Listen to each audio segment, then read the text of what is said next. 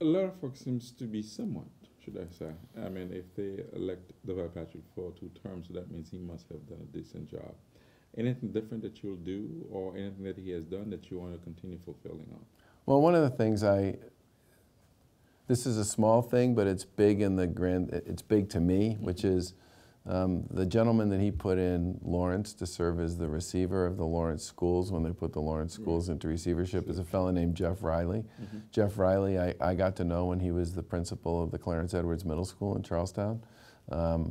He's a terrific, I call him kind of an urban education warrior. He's just one of these guys who really gets how to educate kids in the city. And they've had tremendous success up there, improving test scores, attendance is way up, morale is improved, and I would certainly want to see Jeff continue to do the fine work he's doing up there.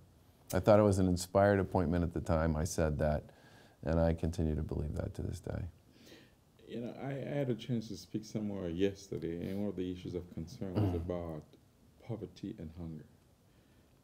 And to me, it's a shame for a great country like the US of A for us to still have kids going to bed hungry at night. And I was not just talking about the United States, but I took the United States as a symbol because of the fact that we have so much that we could help the world, and at the same time, people in here dying. And, you know, it's also happening here in Boston as well. What are your plans as far as hopefully eradicating? Because like I said to them, I says, if we don't help these children today, we might not having the hope of a future of one that may be able to eradicate it as far as poverty and hunger is concerned. You know, there's nothing like not having hope. I mean, I grew up with hope, okay, and I know that. I grew up with, I grew up in Needham, as I said before. You know, my mom and dad never had trouble finding work. I got a great education. I feel that, you know, I've been blessed. I feel my family's been blessed. I married a wonderful woman. We have 3 great kids. We live in a great town. We have hope. And I think people who don't have hope are playing a very different hand. And one of the things I've been doing during this campaign is visiting people who have done really interesting work and thinking differently about how to fix some of the stuff in their communities that isn't working and that it's broken, whether it's employment, public safety, public services, whatever it happens to be. And I spent a bunch of time in Fields Corner, for example, in Dorchester. Fields Corner 10 years ago was a community and a neighborhood in real trouble. And today, you know, the storefronts are full. The houses in that neighborhood are owned by the people who live in them. The Community Development Corporation there, VED, has done a terrific job of working with community leaders and with folks in City Hall to create economic opportunity there. NAM-FAM, I've walked the streets with NAM a couple times. People there have hope. And I saw the same thing when I visited the Dudley Street Neighborhood Initiative, which is an amazing story over the course of the past 20 or 30 years. And frankly, I don't think it should have to take that long. But one of the things I would say about poverty and about jobs and hunger, this isn't like you have to invent it from whole cloth to figure out how to solve some of these problems.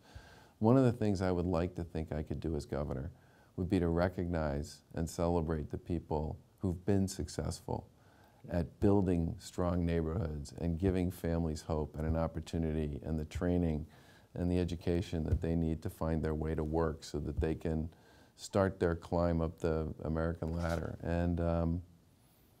And there are a lot of people out there who've done it. And I've been out there talking to them, looking for them, and I would hope that as governor, one of the things I would be good at would be getting those folks to help us figure out what strategies, what investments, which neighborhoods are the ones that we should tackle to try to solve some of these problems, because people have done it.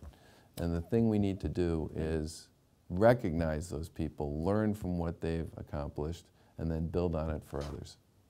We have a record of unemployment which is better than most states around the country.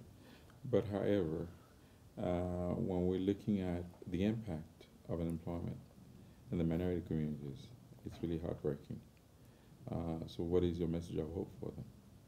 Well, one of the reasons I got into this race, and I've said it from the beginning, is that we have what I call sort of opportunity inequality in Massachusetts. If you're kind of over the age of 40 and you work in the knowledge economy and you live inside 128 and you have a college degree and you own your own home, times are pretty good. But if you don't fall into those categories, this is a tough state. And I've seen people do, whether you're talking about Fields Corner or you're talking about Dudley Street, there are folks who've come up with strategies, proven strategies. And what they need more than anything is a Commonwealth of Mass, and I would want to do this, that will work with them to try to leverage what they know and to replicate it in every neighborhood in Massachusetts, and especially in those neighborhoods that are either sort of muddling along or falling behind. That's a big part of why I'm in this race. I feel the same way about education. Surely, which we're going to be touching up on. I'd like to remind the viewers that you're on MCTV, looking at Camera Mosaic, and my guest today is Charlie Baker, running for the governor's office, and certainly he's had ready to really fit in that positions. A few days to go, access to fund in order to compete, to reshape the institutions, and not to do business as usual, just like everybody else. How easy is that going to be?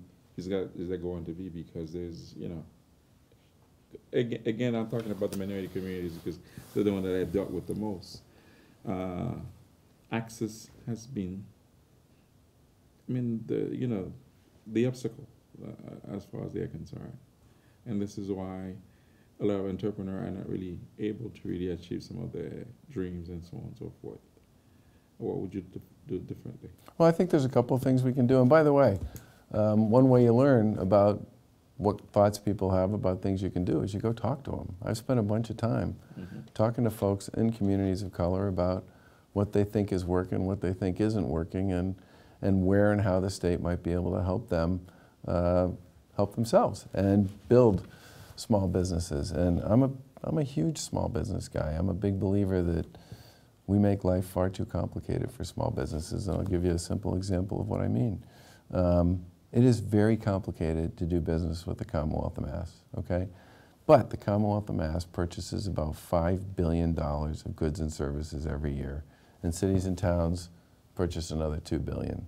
And it's a very complicated process. Doesn't have to be that complicated, but because it's so complicated, you know, it sort of leans toward bigger companies and bigger organizations that, you know, can hire the lawyers and the compliance people to figure out how to actually do that work. I think we ought to make that much simpler and much less complicated so that small businesses and folks who sort of run their own shop, the self-employed, can actually bid on that work and start to build their business. And one of the things I've talked to some folks about, you know, sometimes there's a bonding requirement or a collateral requirement that comes with doing business with the state.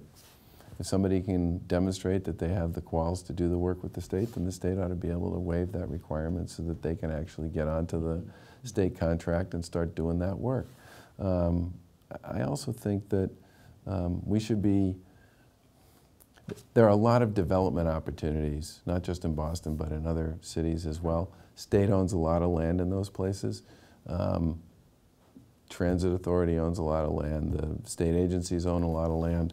That land is not really doing very much. A lot of it has, you know, beer cans and tall grass and burned out automobiles on it.